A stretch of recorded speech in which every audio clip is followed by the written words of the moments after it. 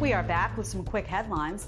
Colin Kaepernick slamming 4th of July celebrations. He tweeted, quote, "Black people have been dehumanized, brutalized, criminalized, terrorized by America for centuries and are expected to join your commemoration of independence while you enslaved our ancestors. We reject your celebration of white supremacy and look forward to liberation for all." And the Atlanta Braves staying silent on whether they will change their name. The team said it is committed to honoring the Native American community, but did not mention rebranding. It comes one day after the Cleveland Indians announced they are reviewing their name. Griff? Thanks, Jed. All right, violence rocking Portland overnight. Police declaring a riot yet again as the city sees its 38th straight day of unrest. Border Patrol now called in to assist. Here with an update is Acting CBP Commissioner Mark Morgan. Good morning, Mr. Commissioner. The third time this week you've had to declare a riot in Portland. What's going on there?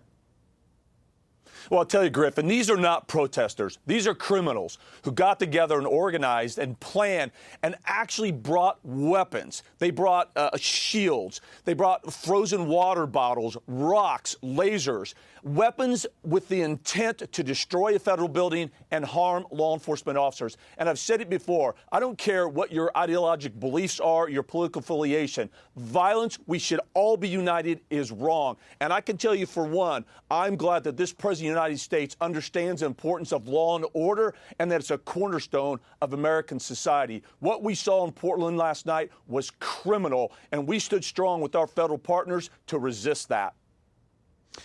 Mr. Commissioner, the presidents have warned that this element, there are parts of these groups that are terrorists, perhaps, that they're literally trying to do pure harm. This isn't about making a statement. You have some news you can share with us now about the arrest on Friday and the attack on the Hatfield Federal Courthouse. What is that?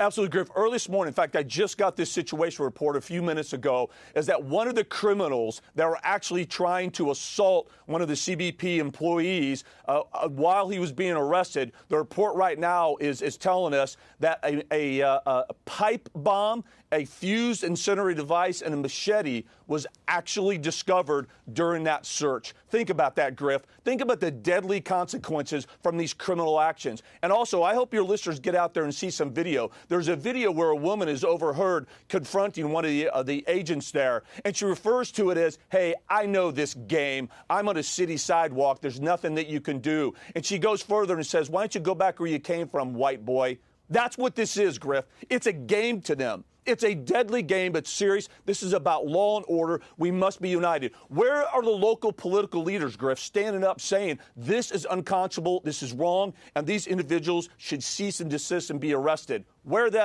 are they?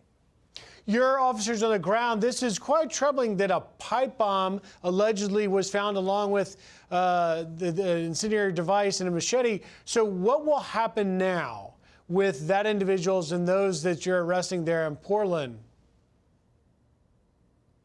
Well, absolutely, Griff, and that's where we say this really is a whole of government approach. So we have United States Marshals, Federal Protective Service there, ICE, HSI sent agents there, and the FBI has committed a lot of resources to making sure that these individuals are arrested and prosecuted to the full extent of the law for the criminals that they are. We are doing disservice to peaceful, lawful protesters when we call these individual protesters. They're not. They're criminal thugs with an agenda.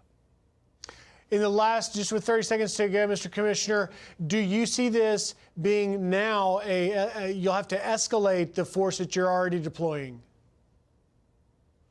Look, we're going to escalate to the use of force that's needed to repel these criminals and apprehend them and prosecute them. But I can tell you, I've been doing this for over 25 years, and this president is 100% behind us, and I'm glad that we have an administration that understands the importance of law and order. We're not walking away from our federal facilities like police departments have in some communities. We're staying. Mr. Commissioner, thanks for being here. Mark Morgan, Acting Commissioner of the CBP. Thank you to your men and women who worked over this 4th holiday. Thank you, sir. Thank you.